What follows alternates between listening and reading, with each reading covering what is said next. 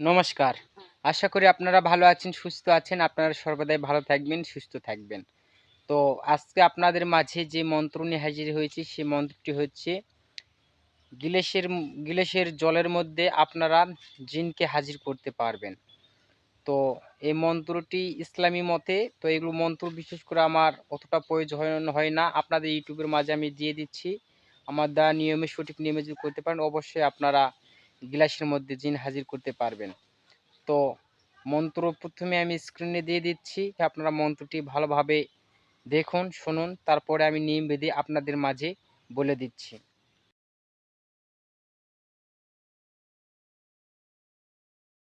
স্ক্রিনে আপনারা যে মন্ত্রটি দেখলেন, এই মন্ত্রটি দ্বারা কীরকমভাবে কী কাজ করতে হবে সেই ব্যাপারটা আমি বলছি, আপনারা শুনুন। যদি কোনো ব্যক্তিকে জিনে ধরে বা জিনের আঁচড় আছে, তার কি জিনে ধরেছে বা কি কোথাকার জিন ধরেছে বা কি কোথা থেকে পাশ লেগেছে, তা সব কিছু জানার জন্য সেই রোগীর ব্যক্তির গায়ের জিন এই গ্লাসের মধ্যে হাজির করার জন্য আপনাদের করতে হবে, আপনারা শ্বাস বন্ধ করে একটা পরিষ্কার কাচের গ্লাস নেবেন।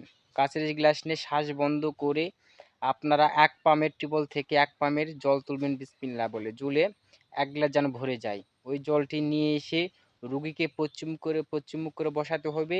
রুগীর সামনে গ্লাসটা রেখে যে ব্যক্তি কাজটি করবে সে রুগীর মুখ হবে, তার মানে পুরো মুখ হয়ে বসবে রুগীর সামনে। আর রুগীর মাঝ বরাবর গ্লাসটা থাকবে, আর ওখানে ধূপকাঠি মোমবাতি জ্বেলে দেবেন।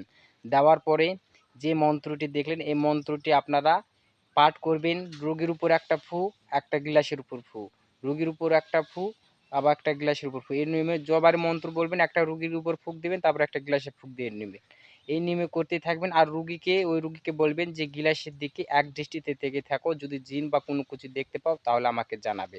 যতক্ষণ সে না দেখতে পেয়েছে ততক্ষণ আপনারা রিটার্ন আধা ঘন্টা এরকম ক্রিয়া করুন। যদি আধা ঘন্টা পার হয়ে যাচ্ছে তারপর কোনো জায়গায় যাচ্ছে না, তাহলে কোনো দেখবেন জিনের আসর বা কোনো কিছু না। আর জিন জাতীয় যদি ওকে ধরে থাকে বা ক্রিয়া হয়ে থাকে, তাহলে অবশ্যই এই গ্লাসের মধ্যে সে জিনকে দেখতে পারবে, সে ভয়ডুন্ডু পাবে এবং অনেক ধরনের সে ভয়ভীত হয়ে যাবে।